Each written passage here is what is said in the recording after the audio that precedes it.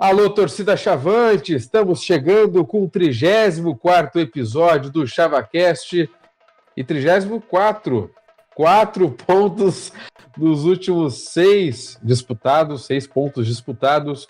O Brasil vem numa evolução ou tem tido sorte? Esse é o debate que a gente vai fazer aqui hoje.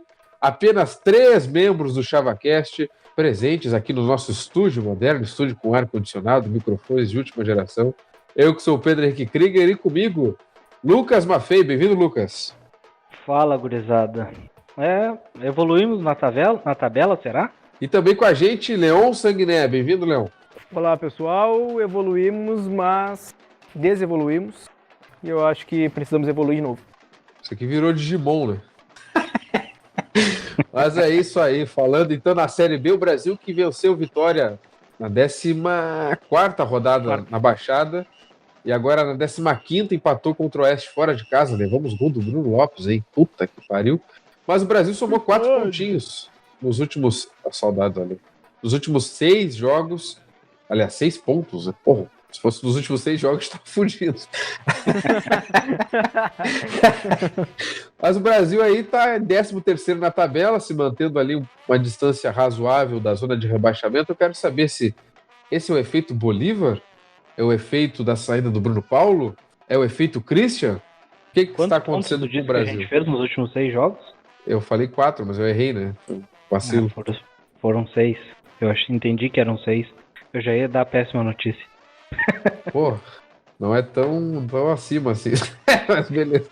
Triste. Mas eu quero saber de vocês. Analisando os 2 jogos, mas focando talvez no Oeste, que foi o resultado que o Brasil arrancou ali, né? Esse empatezinho. Quero saber de você se o Brasil está numa evolução e dá para confiar, de repente até num bom resultado contra o Coritiba no Couto Pereira, na final moral de 85. Lucas Maffei, o que tu pode dizer pra gente? Vai ter elogios pela risada. Cara, eu não assisti muito do jogo contra o Vitória, eu assisti o segundo tempo mais, mas eu acho que contra o Vitória a gente fez um bom jogo, controlamos a equipe do Vitória. Eles tiveram uma chance ali que o cara perdeu, não sei como, é aquele gol que o time que vai cair perde, né? Pode se recuperar, mas tem tudo para cair. Mas ontem, contra o Oeste, eu vou te dizer uma coisa, foi triste. Foi muito mais sorte do que juízo. Graças ao Christian, que não desistiu daquela bola, a gente somou esse ponto, que é importante, né? Acaba sendo importante, principalmente vendo o desempenho do Brasil, ou a falta de desempenho do Brasil, porque ontem foi, eu acho que talvez não tenha sido pior que contra quem mesmo, que foi aquele show de horrores, eu já até me perdi. Vila Nova. Vila Nova, isso. Não foi pior que contra o Vila Nova, até por ser fora de casa. O Brasil sempre tem essa característica, né, de preferir marcar antes. O problema é que nem marcar a gente está conseguindo marcar mais. A nossa marcação é impressionante como os jogadores ficam longe. A equipe adversária ela troca passe dentro da área do Brasil, uma facilidade que o Brasil empatando o jogo e o adversário sempre está trocando passe dentro da área do Brasil. Eu não entendo isso. Como é que pode uma coisa dessa? E no ataque o Brasil parece estar de férias, sabe? Ou é um funcionário público, assim, final de expediente, porque ele pega a bola, aí ele pensa, troca a bola no Camilo, vai no Bruno Aguiar, aí o Leandro Leite vem, toca de volta, e vai assim, até que alguém dá um balão. E aí perdeu uma bola. Ou no contra-ataque a bola cai no meio, cai no Leandro Leite, ele pensa devagarinho, não vai muito rápido. O único alento do Brasil hoje é o Christian. Eu não sei como que a gente tem tanta sorte assim, porque o guri é muito bom, é muito diferenciado, espero que siga crescendo, mas eu acho que tá difícil, porque para piorar parece que o Bolívar não enxerga isso, que o Leandro Leite não pode sair jogando, trocando passe lá, porque ele não tem condições de tocar a bola com decência e começar uma construção numa jogada. E aí, para piorar, a gente não tem muitas opções, né? Porque chega lá nos 30 do segundo tempo, sai o Grampola, entra o Daniel Cruz, que, né, até agora nada, não fez uma partida mais ou menos boa contra o Grêmio e só. Aí entra o Elias, é uma tristeza ver o Elias com a camisa do Brasil. Ontem fez o narrador chorar rindo com aquela furada que ele conseguiu dar. E assim vai. E ainda tem agora o Pelezinho, né? O Pelezinho é a coisa mais triste do mundo, porque o Pelezinho caiu do céu, assim, pra ele, essa Série B, e ele caiu do inferno pra nós, porque eu não sei como é que conseguiram achar uma pessoa assim pra jogar bola aqui no Brasil. Mas vamos indo. Espero que dê tudo certo. Quem sabe mais um pontinho contra o Curitiba. E aí, quem sabe o Bento Freitas possa valer de alguma coisa, e aí a partir daí somar os 3 pontos. Mas tá difícil. E pra ti, Leão, o Brasil evoluiu e por quê? Pô, cara, eu fiquei muito triste com o depoimento do Lucas aí. Nossa senhora. Não sei nem se eu consigo falar alguma coisa depois disso, cara. Acho que eu vou me atirar aqui do meu prédio. É o Corneta Cast, né? Que isso, cara. Nossa, deixa eu me recuperar só, peraí. Cara, Não, assim, vamos reformular. Tu tá mais confiante com o Brasil? Cara, é que assim, eu vou tentar falar de uma forma mais objetiva. Assim. O Brasil tá a 5 pontos da zona de rebaixamento. O Brasil tá jogando sem aquela pressão de quem tá na zona e não consegue sair, que era o que a gente estava no início desse ano e o que a gente estava no ano passado até o Rogério chegar e fazer mágica.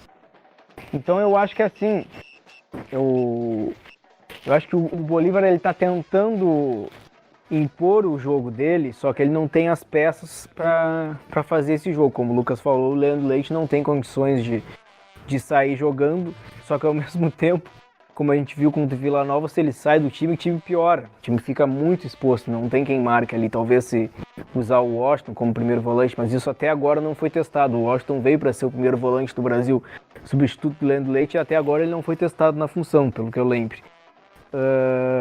Então, assim, eu acho que dentro de campo, não, o Brasil não evoluiu. Na verdade, o Brasil evoluiu em relação ao que o Rogério e o Papa fizeram, porque o Brasil é modorrento no seu jogo. O Brasil troca.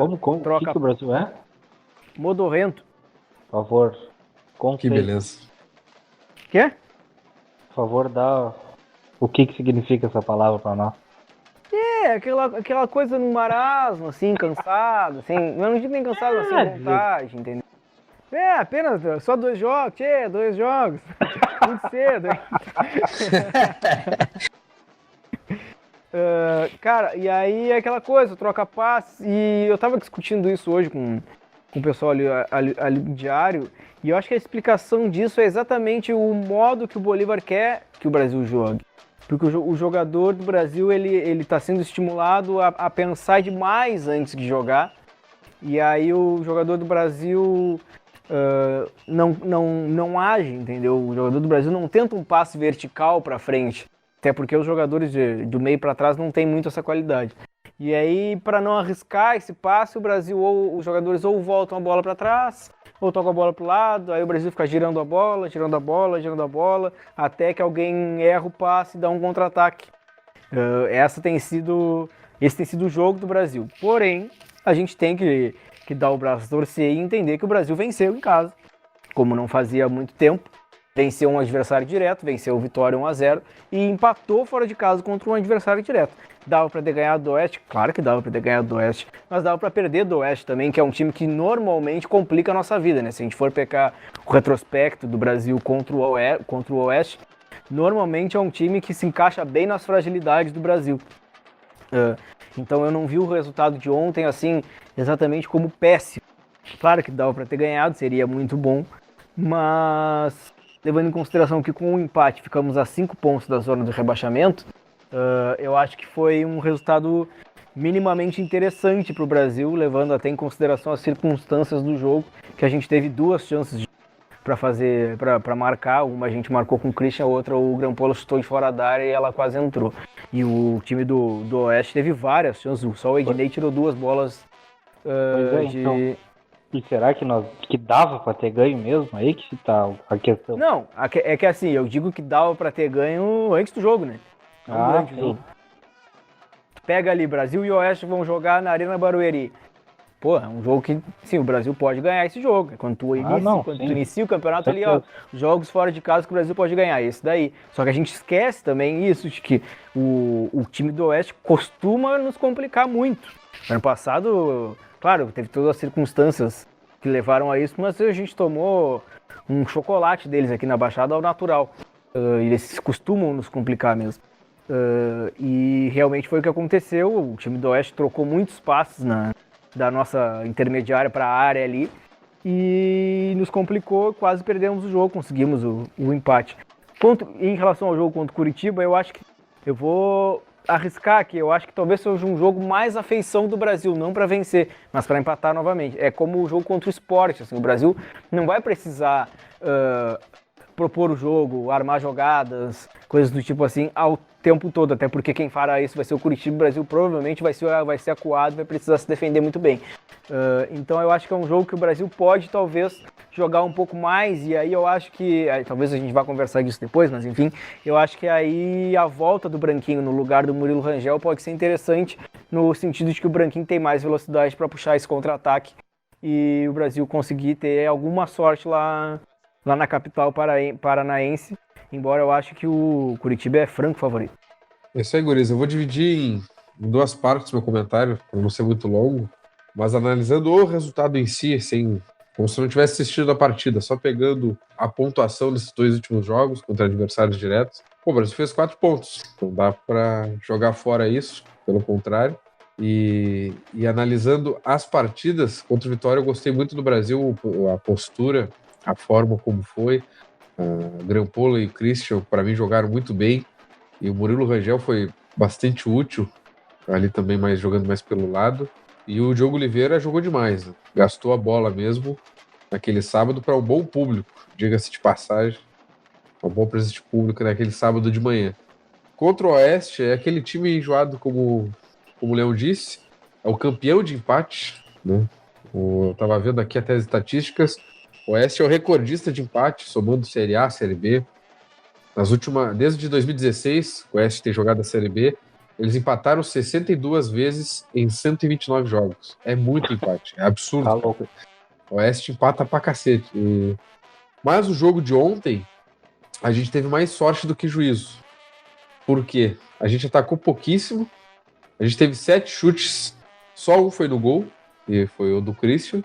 E eles tiveram 22 chutes, 5 no gol, incluindo 2 bolas que o Ednei tirou em cima da linha, aqueles contra-ataques fulminantes do Oeste. O Elvis, que jogou na Tombense contra a gente na final da Série D, jogou muita bola, o capitão, meia do Oeste. Gostei muito dele, o camisa 9 também do Oeste, um cara bastante enjoado, deu uma caneta ali, o Leandro Leite, que percorreu o país. O Brasil, eu não conseguia ver alguma forma de o Brasil ganhar essa partida com o jogo rolando, né? Como disse o Leão, antes da partida dava para acreditar numa vitória, mas com a bola rolando, eu não conseguia ver forma do Brasil conseguir pelo menos empatar, e numa atitude ali de jogador que tá aparecendo, que é o Christian, que ele acreditou até o final, ficou pressionando o cara ali no cangote dele, conseguiu aproveitar a chance e fazer um baita de um gol, nos deu um pontinho e nos dá indiretamente dinheiro, né? Se o Brasil conseguir permanecer, todos esses 2 gols do Christian nos últimos 2 jogos é dinheiro, né? É um investimento da base rendendo frutos já agora. E contra o Vitória, o gol também do Christian também foi de oportunismo. Ele acreditou no lance, o cara do lateral do Vitória ele se atrapalhou todo e ele aproveitou e fez o gol. Os 4 pontos foram muito bons, né? Eu não consigo me agarrar muito em confiança, porque o time ainda não passa essa confiança. O Vitória foi um time muito frágil, muito fácil de vencer. Perderam uma oportunidade, 1 ou 2, mas foi um time muito apagado. É impressionante ver o Vitória, que é um time de Salvador. É o Vitória, né? Jogando o que está jogando, é assustador realmente.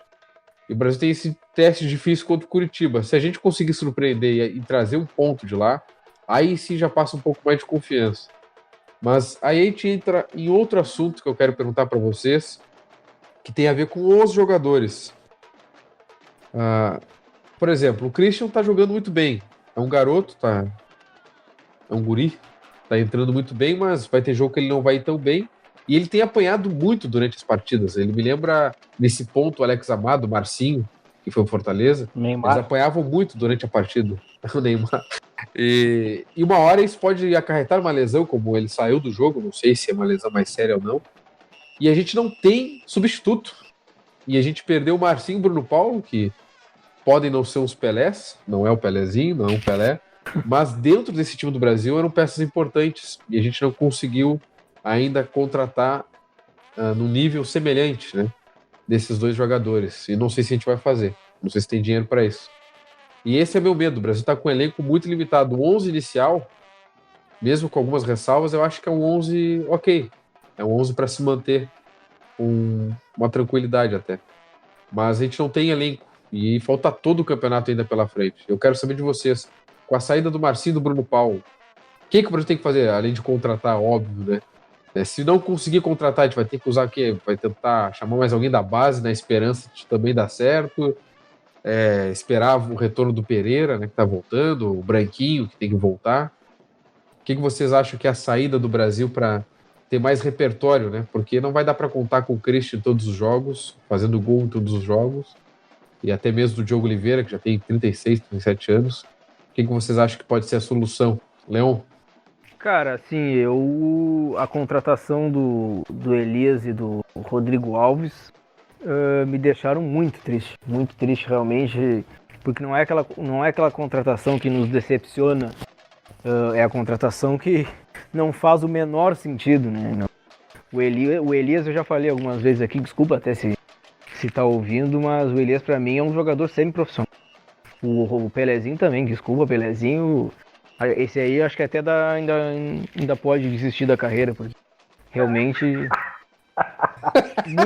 muitíssimo limitado. Aconselho, inclusive, a fazer outra atividade, porque não dá. Talvez, sei lá, pode até continuar no futebol, virar analista de desempenho, alguma coisa do tipo assim, massagista, sei lá. Que jogador vai ser difícil. E é isso, cara. O Pedro falou a verdade, né? A gente depende do Christian, que é um guri de 18 anos. Além de se machucar, ele pode daqui a pouco cair de produção, que seria totalmente normal. E do Diogo Oliveira, que tem 38 anos. São os nossos dois melhores jogadores. Não só são os nossos dois melhores jogadores, mas atualmente é a nossa única válvula de escape, nosso único jogo, né? Porque a bola não tem chegado no Grampola. Os nossos volantes não apoiam muito. O Jatobá até tenta um pouco, mas não até agora não tem conseguido tanto. Murilo Rangel às vezes consegue, mas quando tem a bola no pé se atrapalha. E então é isso, é o Christian e o Diogo Oliveira, um cara de 38, um cara de 18, 20 anos de diferença aí.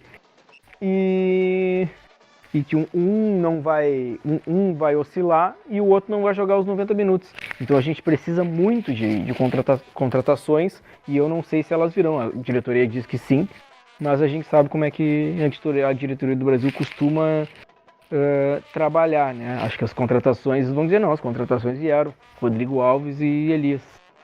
E aí a gente perdeu nesse meio tempo aí Bruno Paulo e Marcinho. Tínhamos Bruno Paulo e Marcinho, agora temos Rodrigo Alves e Elias. Parabéns aos envolvidos. E para ti, Lucas Maffei, o que tu achas que pode ser a nossa esperança aí, a nossa válvula de escape? Depois fui eu que deprimi ele, né? Impressionante. Cara, eu acho que tu falou isso, o 11 inicial do Brasil é pra isso aí. 13º, 12º, 14º, 10º. E é isso aí, o nosso 11 inicial. O problema é que o 11 inicial não vai jogar sempre e alguém vai se machucar e alguém vai ficar suspenso. E vai chegar aos 30 do segundo tempo e vai entrar Daniel Cruz, vai entrar Elias, vai entrar o Pelezinho. E aí começa a ficar triste, né? O que a gente vai fazer? Talvez chamar uns pais de Santos novamente para a Baixada. Porque contratações eu acho muito difícil que o Brasil vá contratar alguém. Eu acho praticamente impossível que o Brasil vá apresentar alguém a essa altura do campeonato. Quem nós trouxemos foram o Elias e o Pelezinho e o lateral machucado lá. Pois é, olha aí, chega a esse ponto, né? A gente tá falando aí do ataque e tudo mais, mas a gente não tem um lateral esquerdo. Exatamente. Não, é impressionante. É difícil. Porque o Ednei salvou ontem, mas não dá pra depender do Ednei jogando de lateral esquerdo, né? Ele tem muitas dificuldades. Não sei, sinceramente, é triste. Tomara que dê. Tomara que a gente consiga. Cara, e o mais incrível de tudo é que com todas essas dificuldades o Brasil tá a 5 pontos da zona de rebaixamento. Não é isso, Como somando isso ponto, aconteceu? sim. O ponto de ontem foi importante. Sim. Não, ponto contra o esporte também, tá louco? O Brasil com certeza é o ano mais assustador e o Brasil tá indo, né? De alguma Não, forma tá indo. Meu aí medo que é tá. quando faltar Diogo É. Oliveira e Christian, por exemplo. E vai acontecer, é inevitável, vai acontecer. Não, e Eu o não Christian sei vai que oscilar, isso, ele não vai. Sim, não tem como exigir do cara jogar as outras 23 rodadas que faltam. Não tem como exigir que ele faça 23 gols. Se ele fizer, ele tá na Premier League aí, né? Em janeiro, já tá na janela. Vai ele e o Martinelli do Ituano. Pô, não dá, né, cara? Eu não sei, o Brasil, por exemplo, eu nunca vi o cara jogar e é difícil eu também dizer assim, tem que chamar o guri. Mas nesse caos que a gente tá, eu teria que dar uma chance pro Noé, por exemplo, Sim. que é lateral esquerdo, e eu sempre vi elogios para ele. Eu não sei se ele tá pronto, se ele tem condições, mas em alguns casos é melhor botar um guri que joga nessa posição já do que improvisar um cara como foi o Everton, que eu até achei naquele momento era a melhor alternativa e acabou não dando nada certo. Mas se ele não estiver não sei pronto, conversa É. com ele antes do jogo. Ó, Noé, nós vamos testar. Se não der certo, a gente confia em ti, mas vamos trocar, vamos substituir. E aí a gente vai vendo. A torcida vai entender, principalmente se for em casa, assim, não vão vaiar o guri se ele não jogar nada. A questão é que desse jeito não tá dando. Aquele contra-ataque, 8 jogadores contra 2 do Brasil, eu nunca vi na minha vida. Não, e detalhe, né? Eu pensando já como o pessoal da imprensa, se o Noé salva a pátria, a gente já pode ter um título de matéria, né? A Arca de Noé. Salvando o Brasil da enchente. É isso aí, né, cara? Da tempestade. É complicado, cara. Eu não sei o que esperar. Eu acho, assim, eu tô gostando muito do Christian, o Grampola, ele, coitado do cara, ele não tem muitas oportunidades no jogo, mas contra o Vitória, por exemplo, eu gostei muito da partida dele, ele jogou bem ao lado do Christian, ele não é fominha, ele é participativo, eu gosto do Grampola mesmo. Eu acho que é um dos nossos principais. Só que para ele aparecer, a bola tem que chegar, não tem jeito, né? E ele também não vai ter 3 chances para fazer 3 gols, ele vai precisar de mais chances. Ele é um jogador.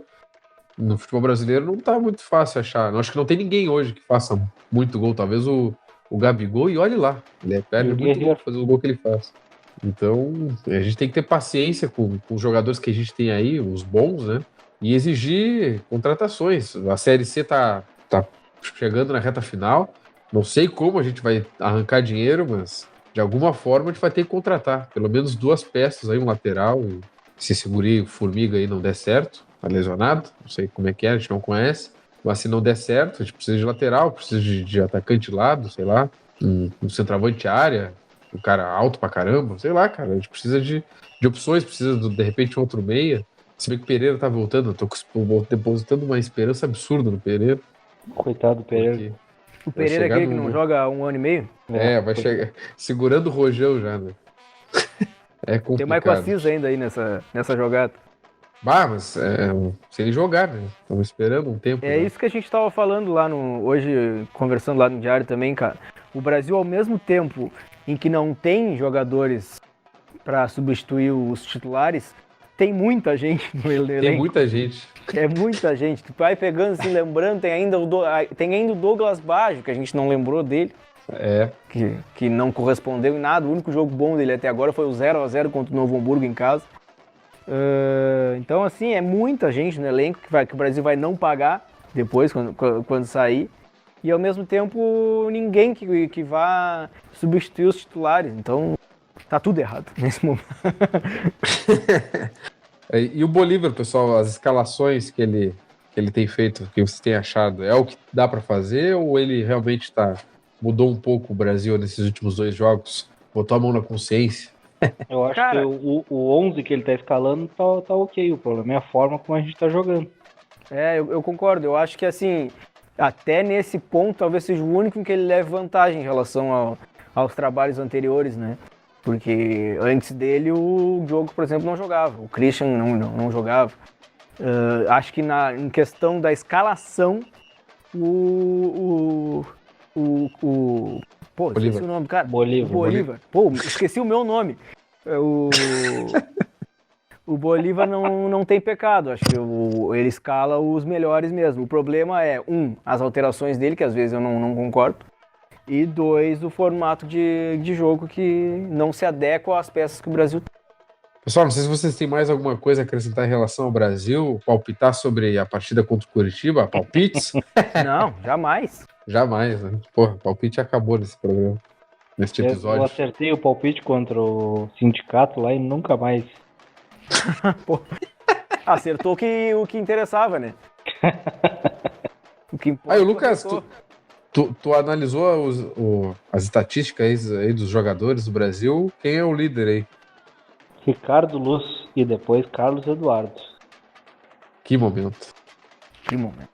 Mas justiça seja feita. Contra a Vitória, o G2 não passava pelo Ricardo Lust. Se bem que o G2 jogou nada, mas enfim, não passava do Lust.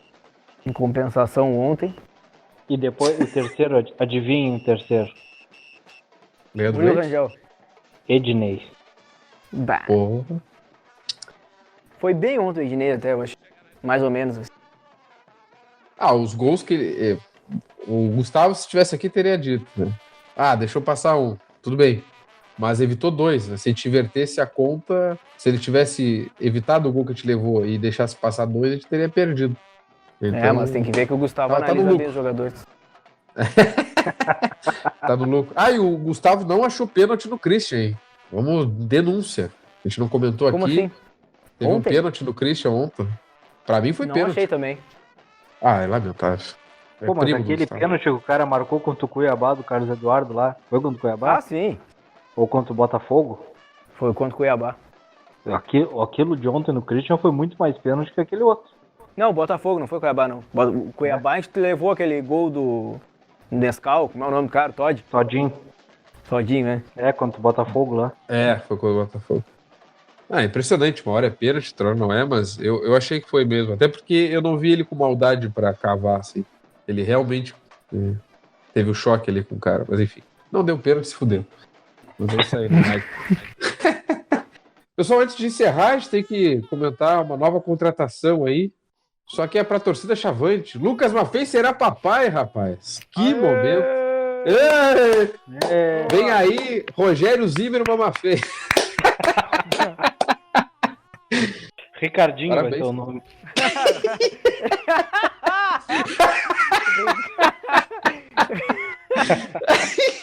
Ricardinho, Maffei. Olha, pode ser, hein? Parabéns aí, cara. Costeleta Maffei. Valeu. Tá confirmado que é um só? Porque pode ser mais um. Ainda não temos 100% de confirmação. É a torcida que mais cresce. Falando na torcida que mais cresce, hein, a meta é 1.200 sócios. Que torcida. Parabéns aos envolvidos. Pelo menos agora tá mais racional que 10 mil, né? Que nem o nosso amigo aqui, ele queria propor. Não, Pelotas ou pro Brasil? No Pelotas? Ou era 5 mil? Não, era 10 mil. Era 10 mil até a Série D. Nem série dele. Não. Não, Nem na 10 época, mil, né? nem série D. Sim, mas nem 10 mil, nem série D. Não, e esse grande profissional que queria 10 mil, fez um cálculo aí legal, ele tá no Brasil hoje. É incrível. Ele foi promovido depois desta balbúrdia futebolística. Eduardo Maffei. Este profissional recebe o salário através da sua mensalidade, torcedor chavante. Quantas mensalidades precisam ser pagas para quitar esse salário? Esse não atrasa, hein? Denúncia também. Mas é isso aí, então, gurizada. Diga. Não, temos patrocinador novo agora.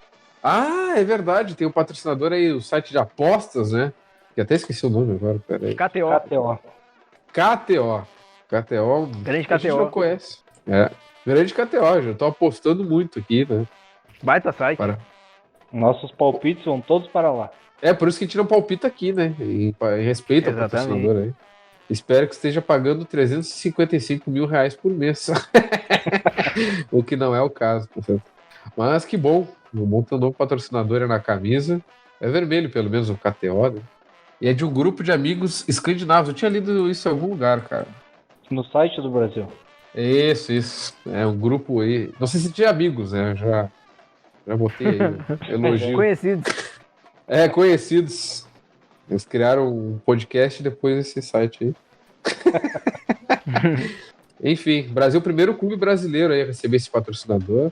Não sei se isso indica algo bom, mas é legal que esteja aí com o Brasil. Mas é importante mesmo ter patrocinadores. O Brasil tem que vender melhor o espaço na camisa, em tudo que é lugar. Precisamos de Bem-vindo a dinheiro urgentemente. Obrigado, KTO. Espero que o patrocínio não seja em fichas de poker online. Porra, aí seria um tanto engraçado, né? Pelo menos por sócio, né, cara? Mas eles têm parceria com o Napoli, né? Eu tava dando uma olhada também. Napoli da Itália. Time do sul da Itália e agora no sul do Brasil, né? Coisa linda.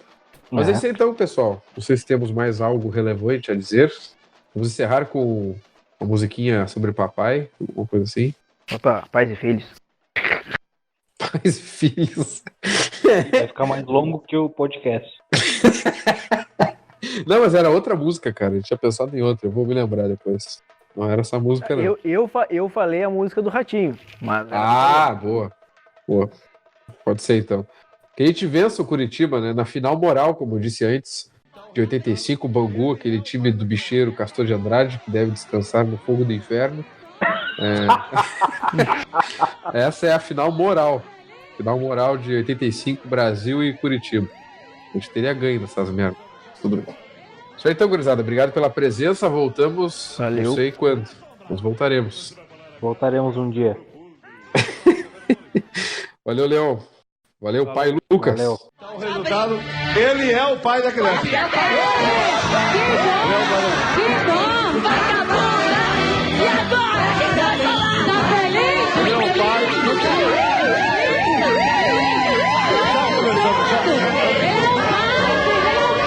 pai. Vai na sombra! Você vai falar agora?